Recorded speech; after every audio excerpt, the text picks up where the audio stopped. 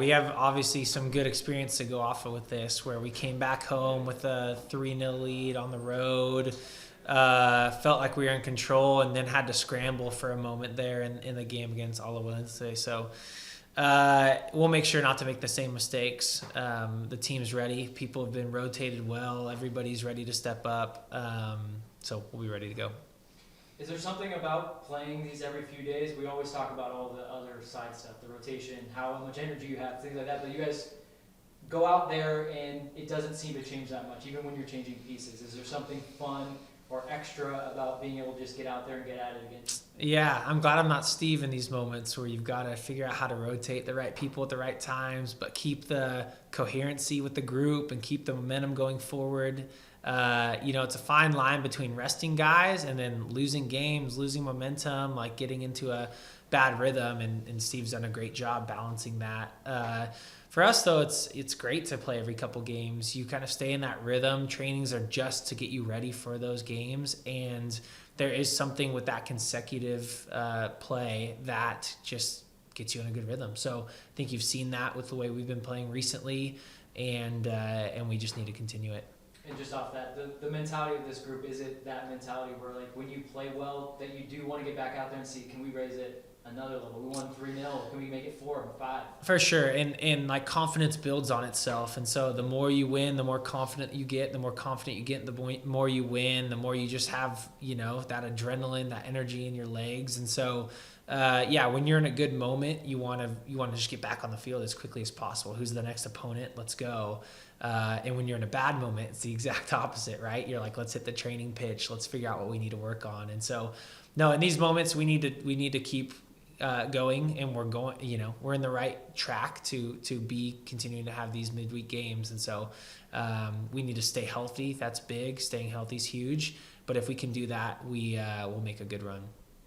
Just to follow up to that, because you are in a good moment, you always have that in the back of your head. You go, hey, it could be a bad moment here. How preventive measures will do there, because we know how seasons go and they will come. Is that always kind of in the back of your thoughts? Yeah, I think, as a player, you're never playing out of that fear. You're always playing in the confidence of what you've done. But at the same time, you're like, do we have to have a bad moment? That happens. And for every team, there's a slump at some point of the season or a bad performance for a game. And so, it does happen.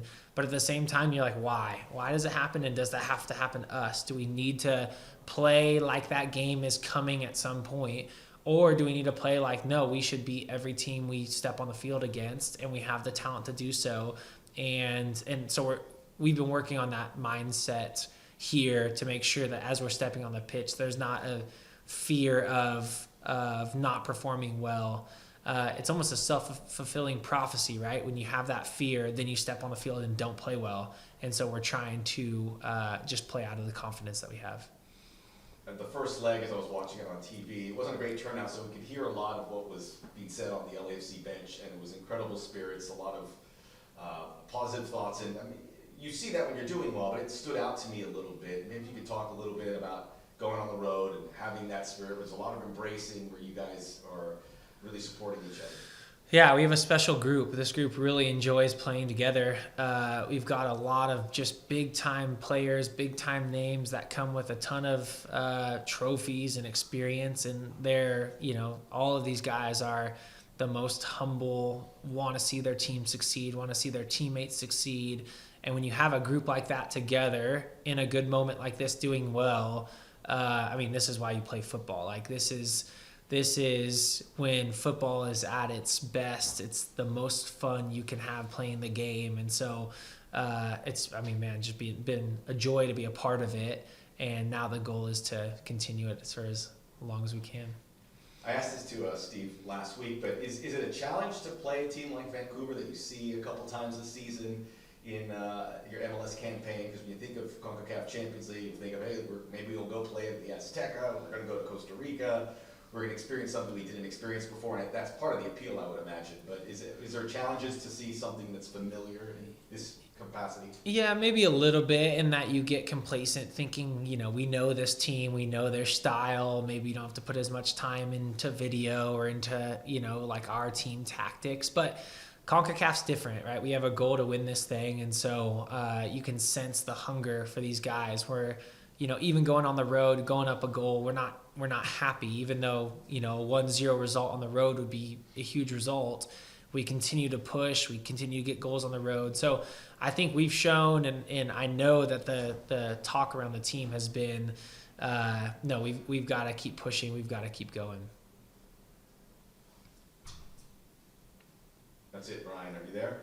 Is there anyone on the... Oh yeah, we got to see if. We'll go to online. I'm not as good as a Who's got next? Josh Gross. Yeah, hey, Ryan, how are you? Doing good, man. The 180-minute game, is that how you approach this series? And, what is that like comparing to just a regular 90-minute contest for you? Yeah, you can't really approach it like 180 minutes because the aggregate, the away goals rule, going on the road, coming back home, there's just too many factors that go into it. And so, yeah, half is down, but that first 90 minutes is just different in the way you approach it versus now being at home with a lead. So the game plan will change a little bit, but we've got a clear idea of what we want to do tomorrow. We've got a clear idea of how we want to finish out this series and move on to the next one. So we'll be ready.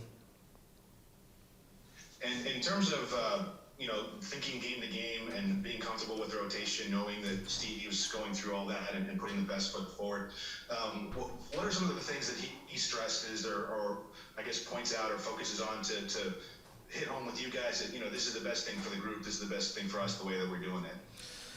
He's done a phenomenal job creating a culture where, you're not having to apologize to players for getting rested or try to come up with some crazy story on why he needs you to sit this game and play another guy this game or whatever. He's created a culture where everybody believes in what he's doing here. The club believes in what he's doing, and when he needs you, and you got to be ready to go. And when he's rotating you, you trust him and know that he's doing it for the right reasons. And so, man, there's not like an ego on this team that's pouting because they're being rested, or a guy that's, getting the start and feeling like he's got to, I don't know, like got to throw like a little attitude on the field to prove that he should be the one. It's just not the environment that's been created here. And so you can see with, winning in Vancouver, the guys on the bench are probably more excited than even the guy who's scoring the goal,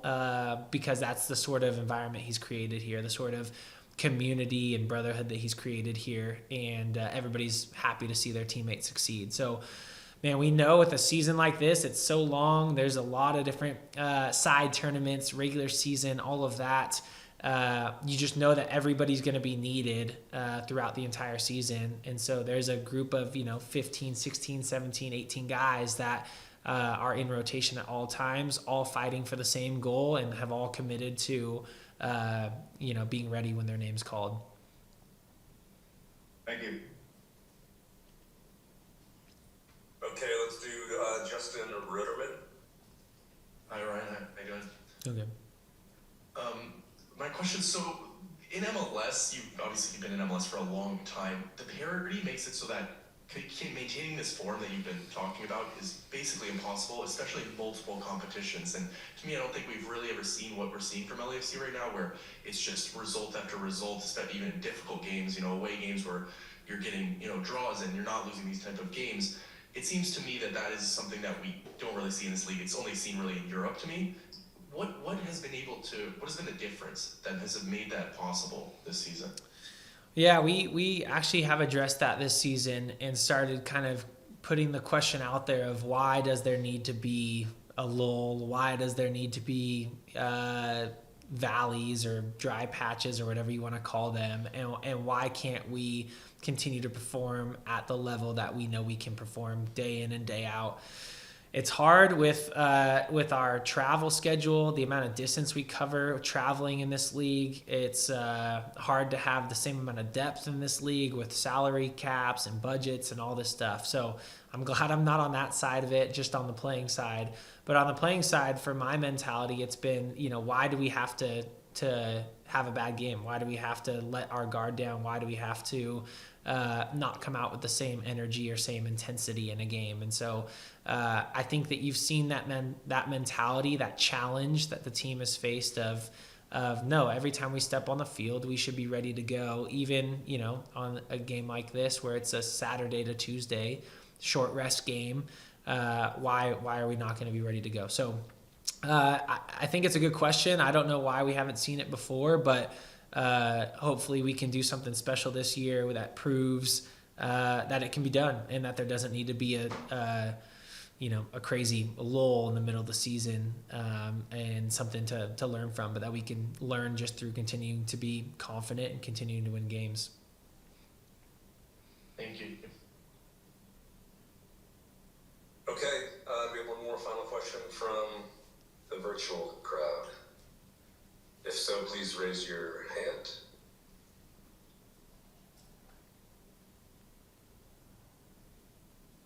Okay, one more from Josh. Ryan, thanks again. On Vancouver, anytime you play a team back to back, week to week, sort of no span between games, it's always interesting. But what do you expect of them in terms of possible changes? Is the approach the exact same? Are you facing, you don't know what they're going to do necessarily, but his expectation is that you're going to basically see what you saw in Vancouver?